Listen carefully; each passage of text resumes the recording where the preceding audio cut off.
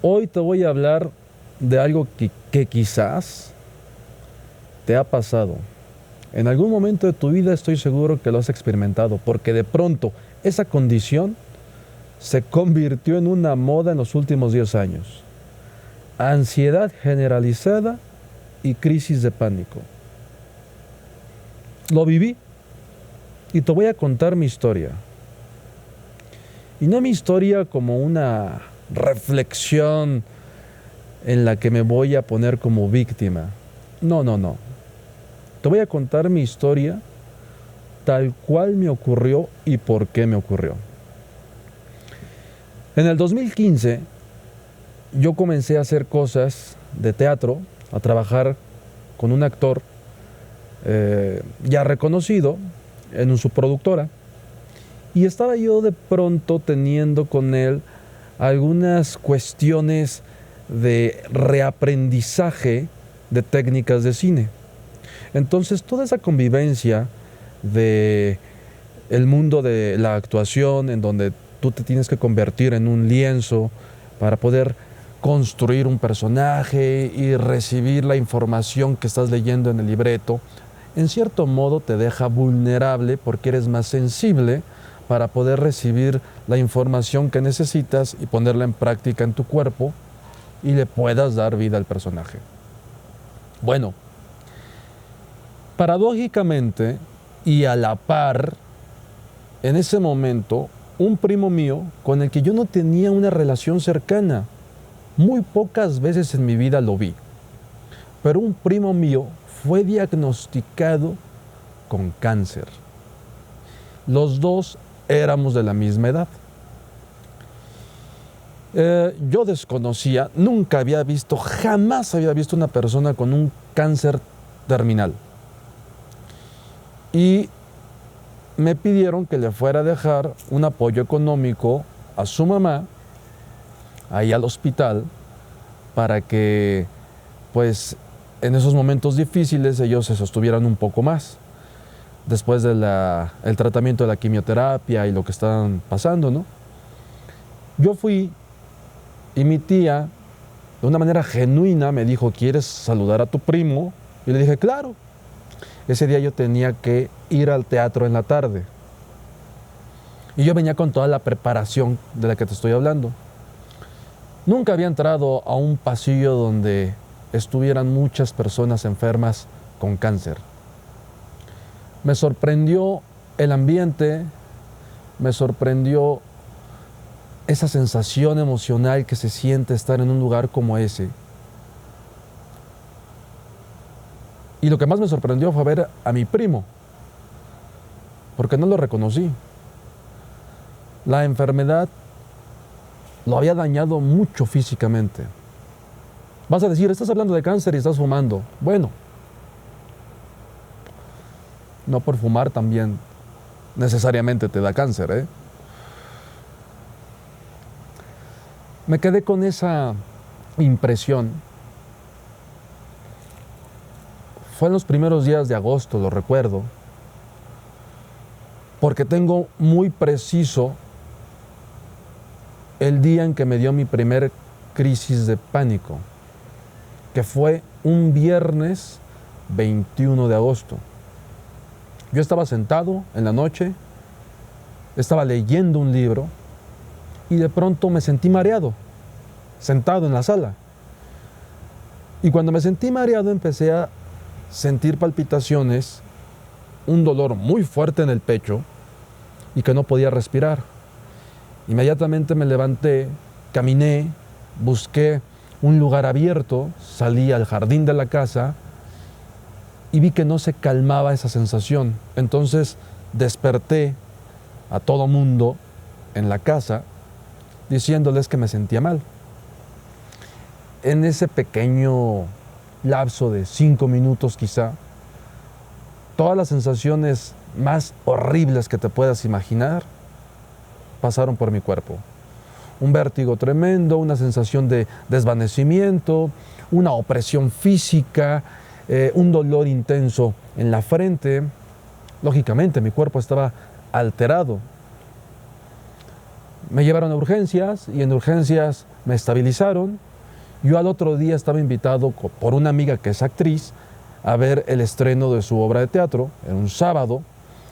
Me disculpé, no pude ir, amanecí con esa fatiga muscular que te da, con esa fatiga emocional que tuviste por una muy mala noche. No sabía qué me estaba pasando. Dejé que pasara la semana, seguí mi vida como si nada. No apareció ningún síntoma de nada, ni me sentí raro. Y casualmente, al otro viernes exactamente, vivo otra crisis, pero ya más intensa. Después se desatan estas crisis cada tercer día y luego todos los días. Imagínate. De ser joven, de tener muchas cosas en la mente, deseos de hacer tu vida, de pronto una circunstancia como esa te la detiene. Yo ignoraba completamente lo que era una crisis de pánico o una crisis de ansiedad. Incluso yo no sabía que eso existía clínicamente.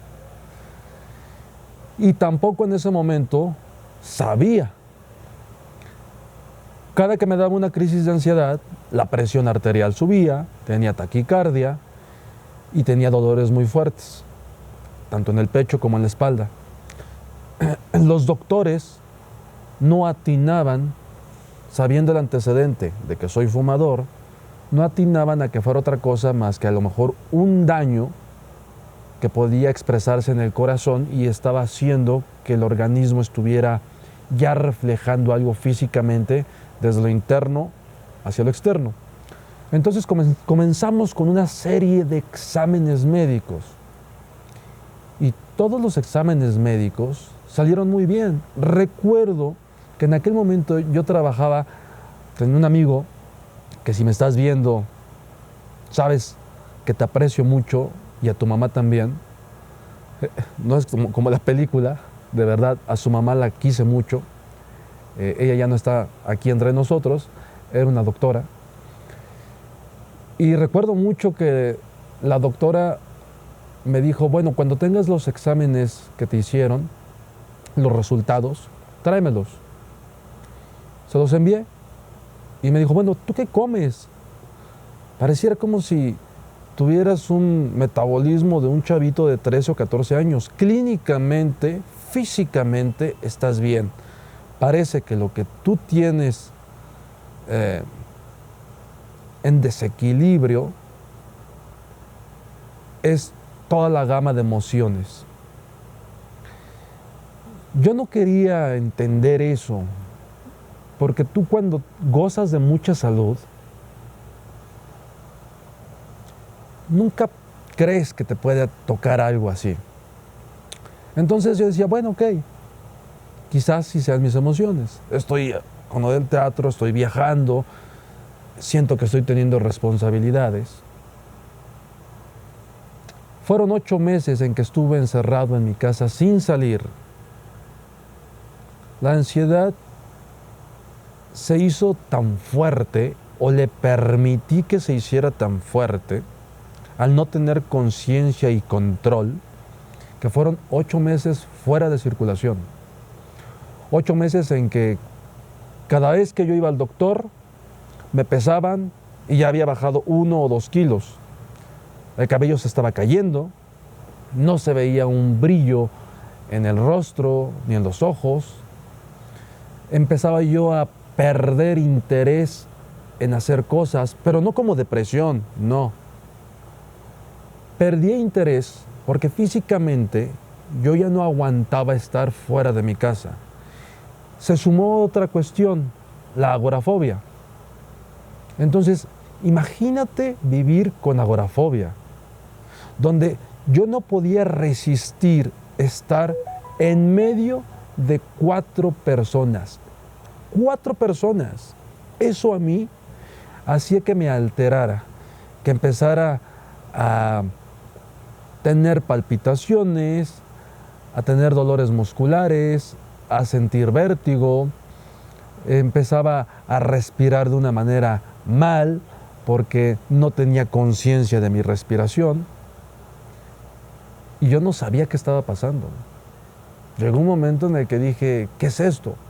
Rápidamente pensé en el cáncer. Cuando se empezó a prolongar esto, pensaba que era cáncer, pero todos los exámenes que me hacían, mi cuerpo salía bien. Llegó el punto en el que una cardióloga estuvo al tanto de mi situación clínica. Imagínate, llegué hasta una cardióloga. Era una obsesión. Era una obsesión de pensar que algo en mi salud estaba mal. No dormía. Tenía miedo a dormir. Me dormía cuando eran las 7 de la mañana, cuando veía luz y porque mi cuerpo estaba cansado.